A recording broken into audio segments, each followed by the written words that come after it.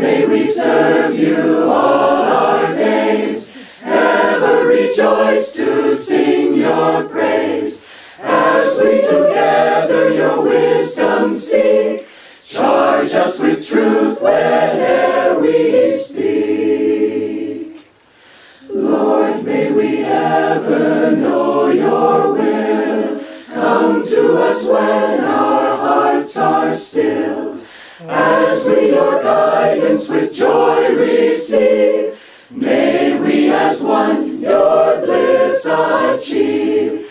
As we your guidance with joy receive, may we as one your bliss achieve.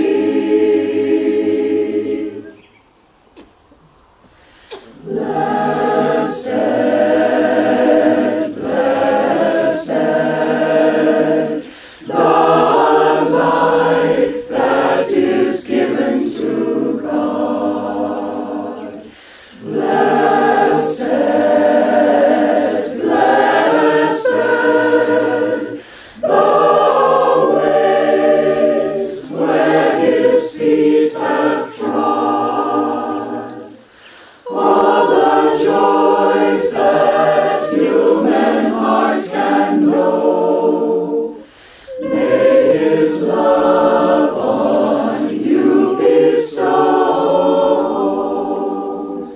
May all dangers from your path be moved, all delusion by his truth disproved.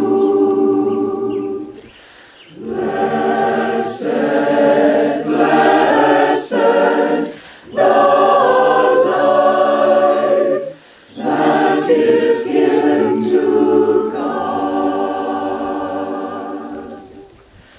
Blessed, blessed,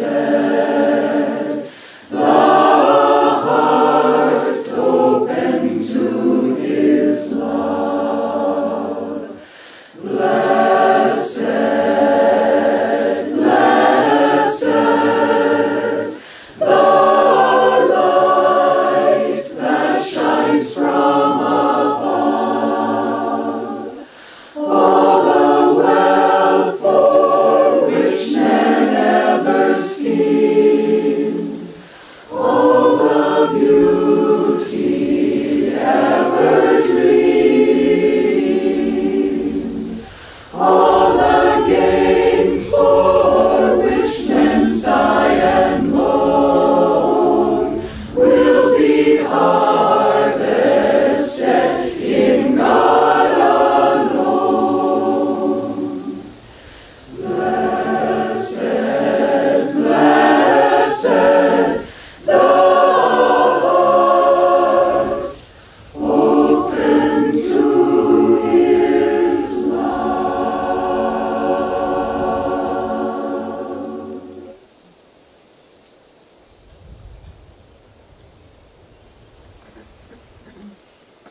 Good morning, everyone.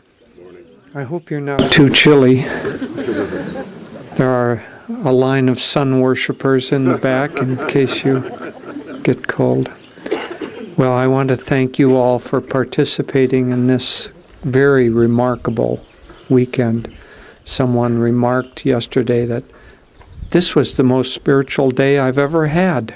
And I think it was a sentiment shared by many. I'll read this morning's reading from Rays of the One Light. These are weekly commentaries comparing the essence of the Bible and the essence of the Bhagavad Gita. Truth is one and eternal. Realize oneness with it in your deathless self within. The following commentary is based on the teachings of Paramahansa Yogananda. Last week, we contemplated the well-known story of Martha and Mary. Traditionally, this story has been offered to show the two classic approaches to salvation, the first through action and the second through prayer. The excuse of the Marthas of this world has always been, the Church needs its Marthas too. Treatises, moreover, have been written to justify the Martha approach to piety, praising her for her self-sacrifice as, perhaps, an even higher demonstration of devotion. Thus do the unmeditative in religion try to justify themselves. Yet the fact remains that Jesus rebuked Martha. Elsewhere, moreover, he spoke of the virtue of feeding the hungry, curing the sick, and housing those who were homeless. It wasn't that he disapproved of serving people. Wrong attitude was the object of his criticism. What he was criticizing was forgetfulness of the true goal of right spiritual action. Good deeds, outwardly without inner communion with God, will result in good karma, but will not bring final freedom from all karma. The path to inner freedom was described by Paramahansa Yogananda in these words: "Be always calmly active and actively calm." As it says in the Bhagavad Gita, the 2nd chapter, "He who is not shaken by anxiety during times of sorrow, nor elated during times of happiness, who is free from egoic desires and their attendant fear and anger." I'm going to reread that last one. "He who is free from egoic desires and their attendant fear and anger, such a one is of steady discrimination. Do your duty in life, so counsels this great scripture elsewhere, but never lose sight of him to whom all action should be dedicated. Thus, through Holy Scripture, God has spoken to mankind. Om, Om, Om.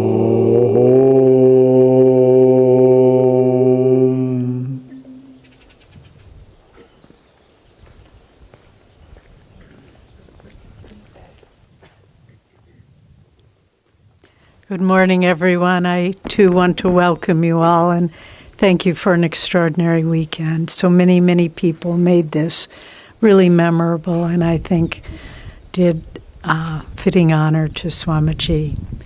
I'd like to start by reading from Whispers from Eternity. Receive the orphans and the stricken. They have come to thy door. The orphans and the stricken have heard of thy healing power. They have come to thy door. Wilt thou turn them away empty-handed? Those whose hearts are breaking with sadness and despair, dry their scalding teardrops with thy invisible hand. Those who are lost in delusion, to whom shall they turn but to thee? Lift thine unseen veil of silence and appear in thy overwhelming divine compassion. Before the coming of the dawn of thy presence, all their dark troubles will take wing. Well, we're going to not focus too much, maybe just tangentially on our topic this week, the reading, and focus more on how Swamiji was an embodiment of the paragraph, the passage from the Gita, which says that he who is free of desire, free of anger, free of fear, he is the one who is one of true discernment. And how was that discernment manifested in Swami's life? In many ways, but I'd like to focus on one in particular, and that's divine love and compassion.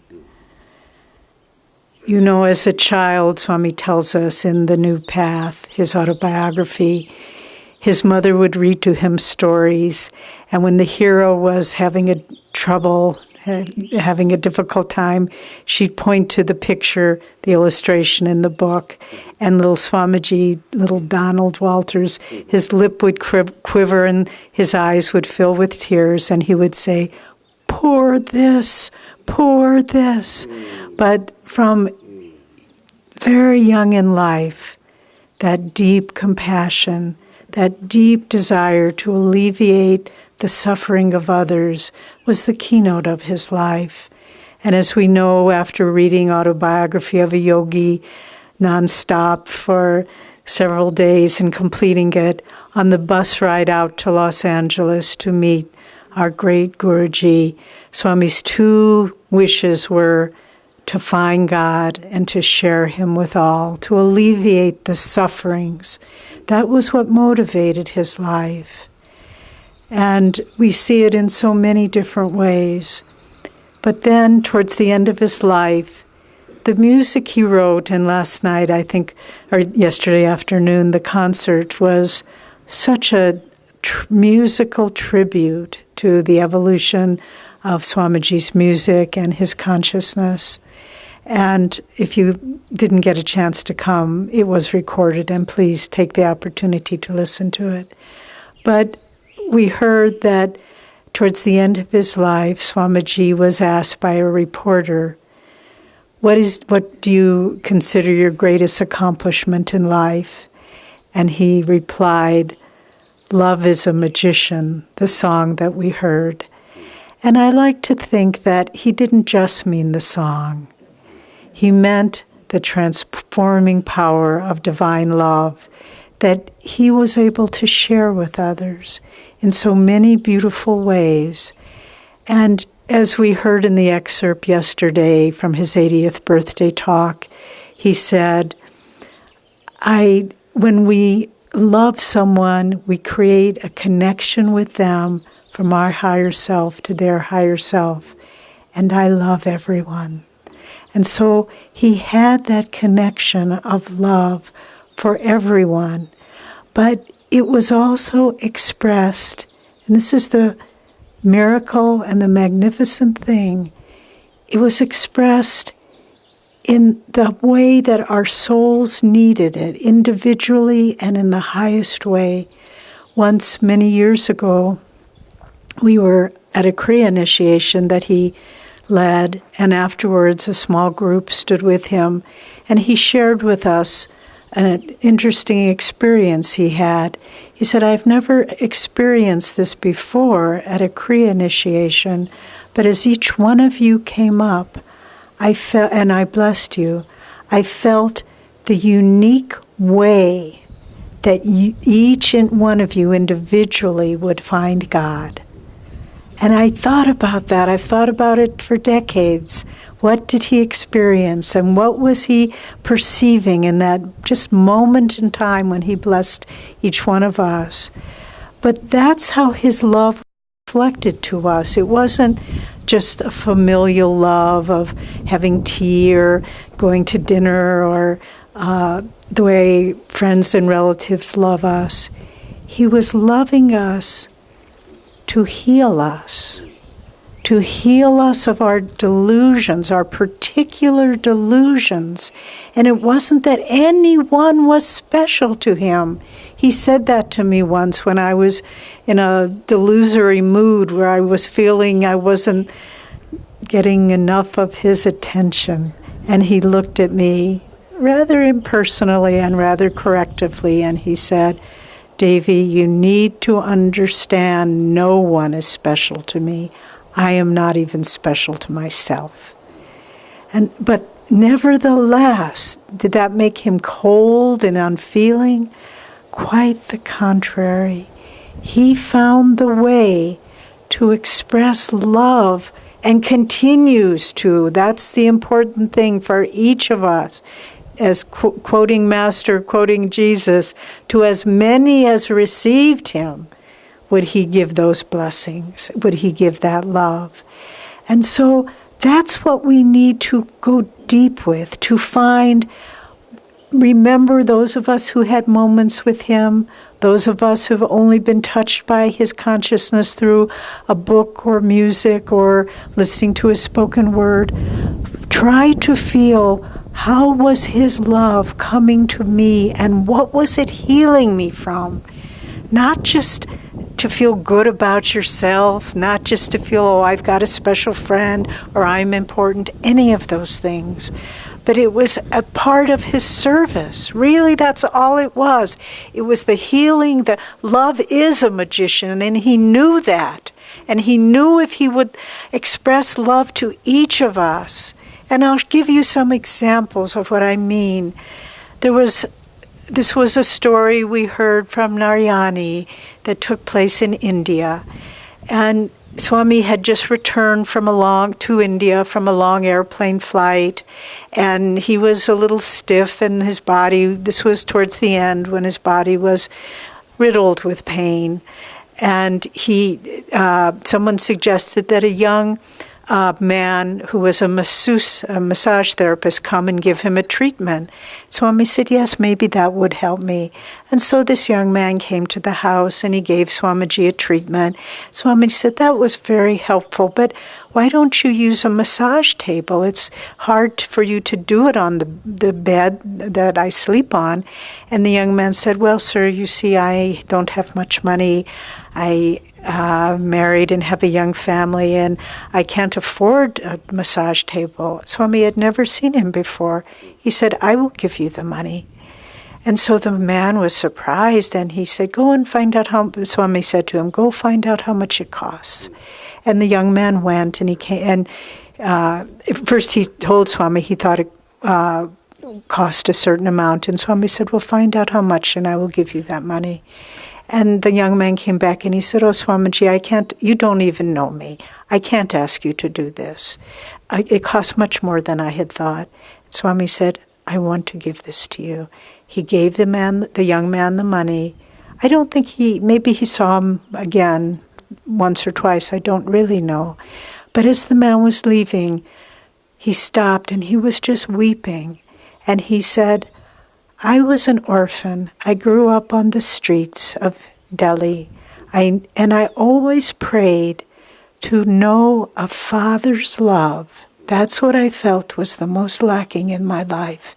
He said, the massage table is incidental, not important. But no one ever cared about me to help me. And he said, in Swamiji's love, I felt that father's love. In that moment, love is a magician. That's what that young man needed for his healing, so he could move forward in life. The massage table didn't matter. Another instance of that healing power that Swami was able to tune into, how to heal through love. And this was a story that was told last year by one of our members. She's not here today because she's with our Ananda High School girls on their trip to the orphanage in Mexico. But since she told it, it was Hridaya. I can tell it publicly too. Early on in her time at Ananda, she had married at the time to her first husband, and he was a very good man. And he said, well, let's leave Ananda. And she really didn't want to leave. She felt this was her home, but against her better judgment, she went along with him. And they traveled. She kept in touch with one person here who had a contact point for her. And they traveled here and they traveled there. Things got worse and worse, and their money was running out. They couldn't find work. They were living up in rural Oregon in a little shack that had a telephone out in the outhouse. And she was so deeply in despairing. In her heart she knew, I've left my home in God. How will I ever find my way back there? And one evening, it was raining, it was cold. If you can imagine this, she was walking out to the outhouse, and the phone rang. And it was Swamiji. He had gotten the number through the one contact she had here, and he simply said to her, isn't it time to come home? She said, I fell on my knees, and I said, yes, Swamiji, I'm coming home. And that marriage dissolved, and she has rebuilt a new and very happy and meaningful life here. But that's the love is a magician, when it isn't just about you and me and how happy we are to be with each other, but the love that is shared that helps us to overcome our fears, our delusions. A simple story from my own life. As most of you know, Jyotish and I do a lot of traveling, a lot of staying in strange places. And this wasn't easy for me. I was someone, basically a little shy, not that used to relating to people. And we were in Italy, visiting Swamiji and our dear friends there. And they had planned a trip to Moscow for us, which I really didn't want to go to Moscow. And we were, this was about 15 years ago, maybe 20 years ago. And at that time, we were watching CNN News, and the ruble collapsed right before we were going to go in. So we were watching CNN News, and there were rioting and lines at the bank and and I just think, I don't want to go there. How can we go there? And Swamiji, picking up that thought in me, kept saying, do you really want to go to Moscow? And I said, no, Swami, I don't want to go to Moscow. And it kept getting worse and worse. And finally, it was the day before our tickets. And he looked at me and he said, fearfully, he was just projecting my own consciousness, do you really want to go to Moscow? And I said, Swami, I don't want to go, but I don't think we can disappoint the people. They've set up this big program. And he changed his whole demeanor. He got very strong in himself, and he looked at me. And he said, of course you have to go. You've made a commitment. And the trip was fine. Everything was fine. And we made many wonderful connections. And through the support of many devotees here, we have a strong work in Moscow and Russia. But it was the love he was giving. As long as I was weak, he kind of, all right, I'm not going to challenge her. But when I began finding I need to do my duty, whether I like it or not, then he showed me that kind of love that says, duty. I dreamt, read the beautiful poem from Tagore, I slept and dreamt that life was beauty. I woke and saw that life was duty. I slept once more and awoke and saw that life was beauty. And that's what Swami, through his love, he gave so many of us the courage just to do our duty joyfully, knowing that the love and the support of his presence was in our sails. It was moving us forward. And it wasn't, and so, yes, he's physically not with us anymore, but is that love and support in our sails, is that no longer there? I don't need to answer that question. You know the answer. Of course it's there. And I believe, as many have said, it's there more powerfully now. But to find that love now on a more transcendent level, on a more free level, and to understand that he's drawing us now. He can't go out and have barbecues by the pool. He can't travel here and there and have wonderful celebrations and book launches. But he can still be the magician of love and transform our lives through that in the way we need it. You know, I'll just close with this story, and then Jyotish will also share a few words. There's a beautiful story from the life of Buddha. And at this stage in his life, he was living in the Deer Park. That was the ashram where he and his close disciples gathered, and he would give discourses, and people would come. And one day, a beautiful courtesan came. And she approached the Buddha rather provocatively, and she said, "Will you come to visit me in my pleasure garden?" And he looked at her, and he said, "Yes, my beloved, I will come." And the disciples were horrified. "Our teacher, Our guru, our enlightened Buddha, is going to the pleasure garden of the courtesan? How can this be? But time went, she left, and time went by, and Buddha never went there, and it was forgotten. And one day, he and his disciples were deep in meditation, and he came out of his deep meditation, and he said to those around him, "I must go now. My beloved, the courtesan, is calling me." And they thought, "Oh dear, what's going to happen now?" And he quickly went to her pleasure garden, but there she was. She was dying. She was ravaged by a disease. Her beauty was gone. Her youth was gone. All of her followers had ceased to support her. She was alone. And he came. She was lying on the ground, ravaged by disease. And he took her in his arms. And he said, "My beloved, I have come." And she knew what that divine love, not the love of personality, of attraction, of youth, of beauty, but she knew the divine love of that friend who can transform our lives. And this is the love that Swamiji brought to each of us.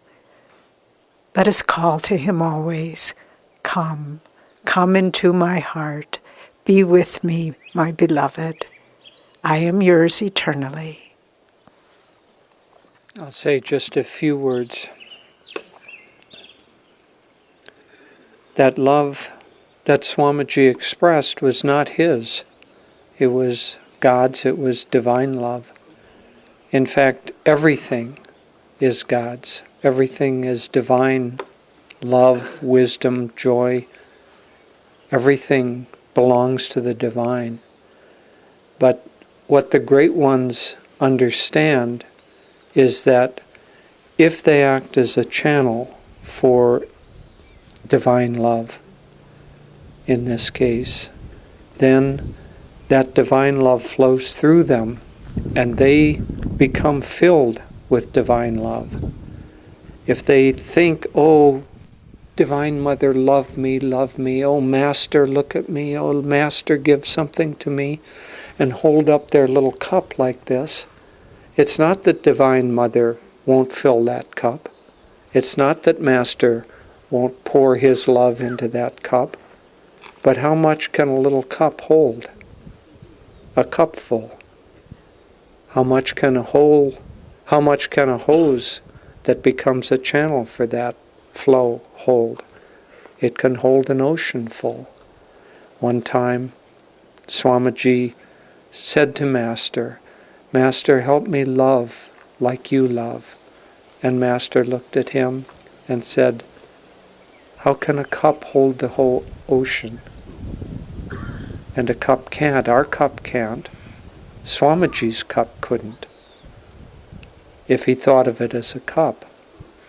But if he thought of himself as a channel for that divine love, then that love flowed through him, and that love made him the magician. It's said that during the Middle Ages, the great minds, including Newton and many, many others, searched and searched. They were alchemists, and they searched for something called the Philosopher's Stone. The Philosopher's Stone was reputed to be able to take base metal and turn it into gold. Of course, they understood that it also had a higher meaning to it. They were trying to find something in nature that would transform them into something higher. And so there was this whole search for the Philosopher's Stone. But Master said that the Guru comes in a different way.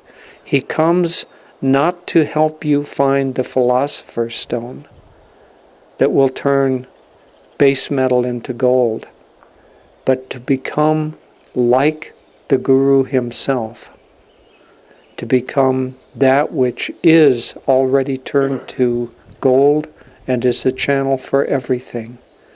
And so, if we dedicate our lives to being a channel of love And it can express itself in many ways. It doesn't have to express itself just in kind of the Hollywood concept of love. More often it will express itself through kindness. I saw Swamiji most often love through kindness, as we heard in this story of the young man in the massage table. But that young man wasn't the only stranger. Swamiji had a habitual pattern of sharing love with people. He would walk down a street and he would see someone who needed love. We were with him one time in Los Angeles, walking down a street, and there was an old lady walking the other direction. And as so many old people she seemed to be kind of collapsed in on herself and looking down and kind of feeling the sense that one had looking at her was that she was pretty much used up and unwanted by the world. And Swamiji came up, said, "What a beautiful scarf." Just finding an excuse, a way that she could accept love. I mean, if he'd come up and said, "Hi, I love you," that would have not been the window through which she could receive. But he just looked and saw what is the way that she can receive light, receive love, receive kindness. What a beautiful scarf that is. I love that color. It makes me happy when you wear a color that's so beautiful. And she went on, not feeling alone and not feeling as if the world didn't care for her anymore. We can all be that kind of channel. We can all find ways daily to express the divine love that has been given to us and that is so strong and so palpable in this community and in this work. Why? Because Master infused Swami and Swami infused all of us. And that gift is a gift beyond any treasure we could have. But if we clutch that treasure to ourselves, it will dry up and evaporate.